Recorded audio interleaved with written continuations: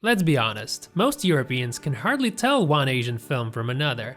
As for the true fans of Asian cinema, they know the difference between Chinese, Japanese, and South Korean films like the back of their hand. Besides, they can easily distinguish between a Chinese movie and that made in Hong Kong or Taiwan. Mutant Ghost Wargirl is a South Korean film that released straight on streaming platforms. The cinematographers choose to combine the refined visual style of South Korean cinema, the psychotic drive of Japanese movies, and the formal reserve of Chinese online releases.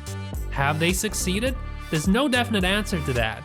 One thing is for sure though, Mutant Ghost Wargirl has managed to stand out among Chinese online movies.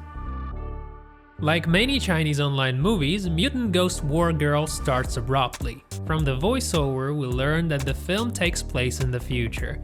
A heinous company, Medusa, is engaged in turning humans into mutants with superpowers. The film's female protagonist Wu Ching-Ching is trusted with a task to infiltrate into Medusa. However, the girl gets a mutagen injection, which triggers her transformation into a superwoman. Wu Ching-Ching is rescued by a squad of Chinese fighters, led by a fat man in coat that seems to cosplay Chow Yun-Fat in A Better Tomorrow. The next thing you know, the squad is attacked by a monster and then by a mutant that looks like an anime girl.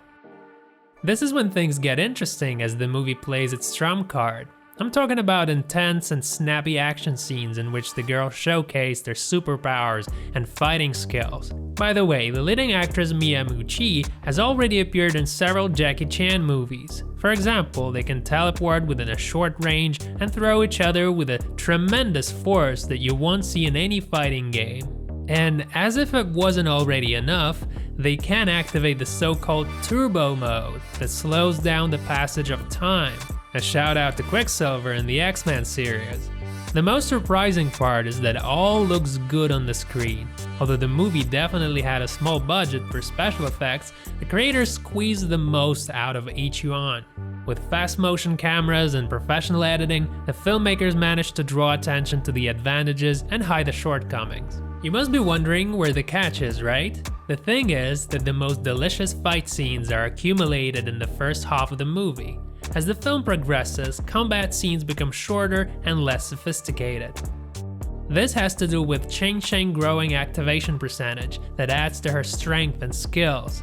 At the beginning of the film, she fights a group of masked villains with dedication one by one.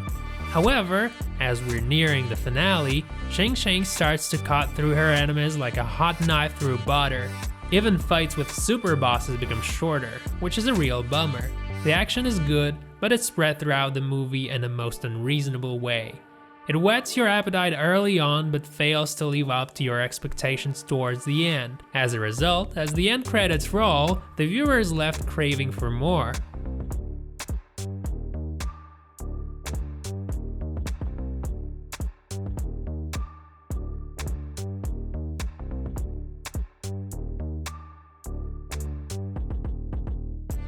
Action scenes aside, a vibrant comic book style seems to be both a blessing and a curse for Mutant Ghost Wargirl. The fact that Chinese filmmakers are experimenting with new techniques is definitely a good thing, but at the same time, Chinese cinematographers lack that bizarre craziness which is a trademark feature of their Japanese and South Korean colleagues, and any attempt to fake it causes a wide range of negative reactions, from confused shoulder shrugging to face palming. Let's abstain from harsh judgment though. After all, Bei-Ge wasn't built in a day. Remember how cringeworthy the Chinese online cinema used to be only 5 years ago, and you will realize that the only right way for it to grow and move forward is by trial and error.